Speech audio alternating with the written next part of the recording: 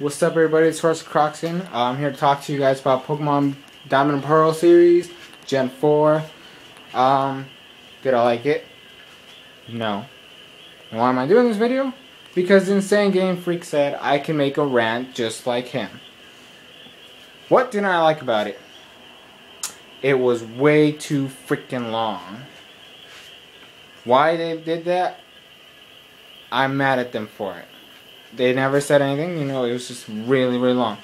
The time between gym battles was really long. The only exception was, I think, the first and second gym. It was like a short couple episodes. And it wasn't, compared to the rest of the series, it was pretty short. The other thing I hated about it was how horrible they made Turtwig after he evolved. I actually, you know, the starters, I didn't really like them in Gen 4. In the games, you know, I picked Chimchar because I'm a fire type user. That's my favorite kind. But I didn't even like Chimchar that much until he went to the final form in the anime. And Turtwig, you know, as I was watching him in the anime, I was like, damn, you know, he's pretty cool. I like him. And then they screwed him over when he evolved into Grotto. And I was like, why? He did not win a single match after he evolved. Except against Team Rocket, when you can't really say much about that. I mean, Team Rocket always loses. And I felt like it was just horrible development for Turtwig. You know, I finally like a grass starter. Well, no. Never mind. I'm not. I take that back. I like Trico from last gen. But, I mean, they ruined him. They like, ruined him completely. And, you know, I felt pretty bad. And then, the whole giving Apom up. What the heck? She only participated in 2 gyms, and he traded her over to Dawn. And Dawn, she was just horrible. Like, the fact that she thought she was better than Ash by giving him advice, I was like, what the heck are you talking about? This is your first time being a Pokemon trainer. You just started. Ash has been doing this for like years now. You know, even though he hasn't aged, he's been doing it for years. He's got more experience than you'll ever have. And, you know, so, you know, that was horrible. It was horrible. The way Dawn and the fact that she cried and complained after every loss. When May lost, she didn't whine and complain and cry about it. No, she just used that to make herself stronger. And that's why I admired May. Because she actually, you know, took her losses and reconfigured herself, rethought everything, so that in the next contest, she would do better. And she would. No, Dawn would cry and complain and just whine. I did not like watching that. I will say the gym battles were memorable, though. I mean, they actually looked interesting and kept it interesting. I will say this, though, for Chimchar's sake. The fact that he was able to evolve twice, not once, twice, between the 7th gym and the 8th gym just tells you how long the series was when it came to fillers. Which is why I didn't really like this series. And then Pikachu, you know, mastering Volt Tackle and using everything. You know, I actually thought Volt Tackle was a pretty cool attack. So as soon as, you know, I was able to get it, I was always trying to constantly get that move because it was so freaking awesome. Even though it was pretty risky to use. And then, you know, Starly, not my favorite flying type of the region, but, you know, better than Noctowl. I mean, my favorite will always go to Pidgeot. I'm sorry. Swallow was pretty cool too. Swallow's number 2. Starly evolved pretty fast actually. You know, and when it was injured and it saved, he saved all the bird Pokemon by, you know, rescuing them, and he, you know, evolved. And then learned Brave Bird. I loved it when he was teaching him Brave Bird, and how he was able to use that, and develop the attack more and more each time he used it, making it actually pretty useful. And then Staraptor, when he evolved into a Staraptor was when he was battling Paul. That's another thing. Paul, cool rival. Like, I hated him. When I first saw the box art and the whole drawing of Paul, I was like, so I'm guessing Brock's really not going to be in this one. He's gone forever, and this Paul character is going to be the new guy, the new guy. And he actually looked pretty cool. A little angry, but I would get used to that. And it turns out he was a rival, and he was complete.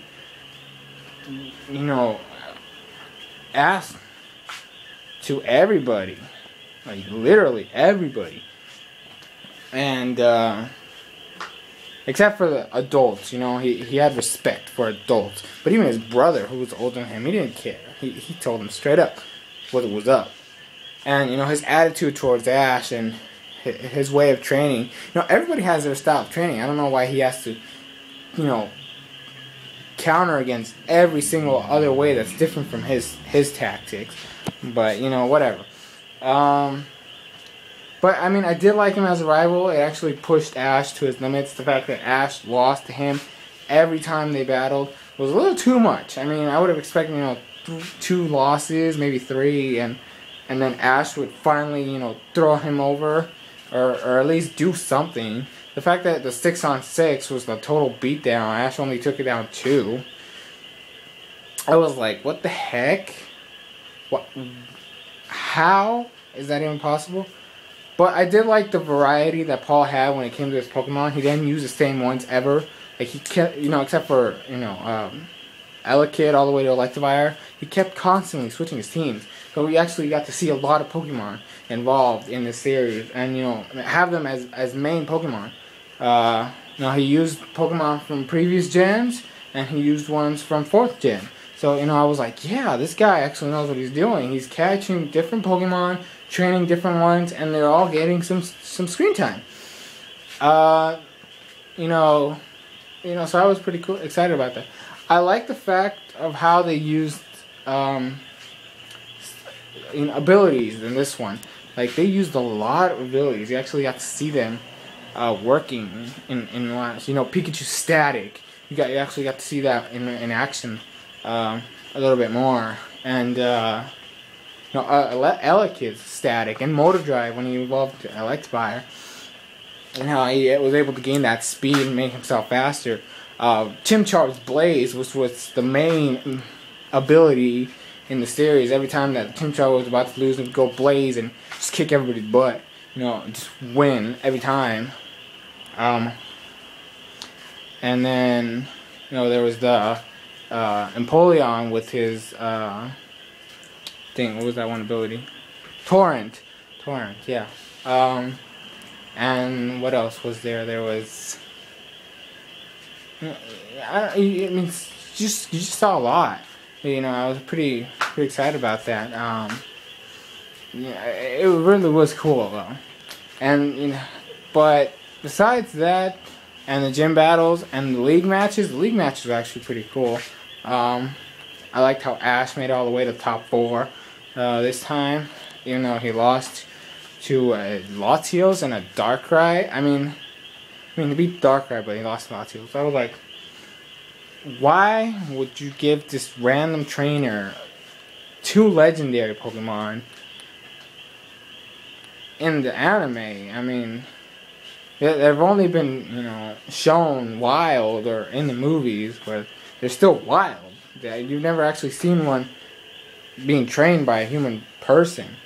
So I thought that was a little strange. But I did like the battle between Ash and Paul and how that one went, with the whole interchanging. Ash kept his same team, which I liked his drive and motive to keep his same team, but I mean, I would have switched it up a little. That's what he did with the other league matches, the other battles in the league. He used Pokemon from Gen 2 and Gen 3, brought his old school Pokemon back, the Quilava thing. Man, Quilava, Cyndaquil finally evolving, man. That was the one thing I was waiting for in Johto the entire season, was for Cyndaquil to get to Typhlosion. Never did. and finally gets the Quilava in Gen 4 and in season 4 of Diamond and Pearl. And then the Galactic stuff was pretty boring too. I will say that. It was pretty annoying how they just kept bringing that up and just doing up. Yeah. And then you know, the one thing I did like most was the fact that Cynthia, you know, the champion, was seen constantly, you know, teaching them new things and kind of helping them grow and get more, you know, development. So I like the fact that they put the champion more out there, you know. I especially liked her Garchomp and how it raped everybody. I mean, Garchomp actually is my second. I think Garchomp might be my favorite dragon type so far. Yeah, he's actually my favorite dragon type so far. So I mean, that's saying something. You know, in the game, I actually was always trying to get that Gibble and evolve it fully to Garchomp because it was just so cool to have. And you know, he's strong, obviously, so I definitely wanted him in my team all the time. And see what else. Yeah, I guess that's pretty much it for what I think. I mean, I just my main problem was it was too long, too boring. The rivals were really good. The gym battles were good. The time between the gym battles was boring. Most of the fillers were boring. And yeah, that's pretty much all I'm gonna say. You know, no. The one last thing I will say. I was kind of glad I did it, but I hated what I did next. I watched the first 10 episodes. And you know, I was already getting bored of it, and I literally waited until I was like 30 episodes behind. And you know, I don't know, I was watching TV one day and it popped in, you know, it showed up, and I was like, wait a minute, isn't this? And I was like so confused. So you know, I actually rewatched everything. I mean, they were still in season 1, and I was like, what the heck? This is. And then you know, I hated everything that was going on. Like, it was just boring nonsense. So, if you haven't seen it, I will tell you, just skip most of it. Watch the gym battles, some of the contests, because not all the contests were that great. May, you definitely have to see the episode where May comes back. You know, I thought that was pretty cool. I hated the fact she lost to Dawn. I mean, May just is so much better in every way to Dawn. Superior to her in every way. But, you know, just skip around. You know, only watch episodes that look interesting or, you know, sound interesting. Because even if they sound interesting, make sure that you read carefully.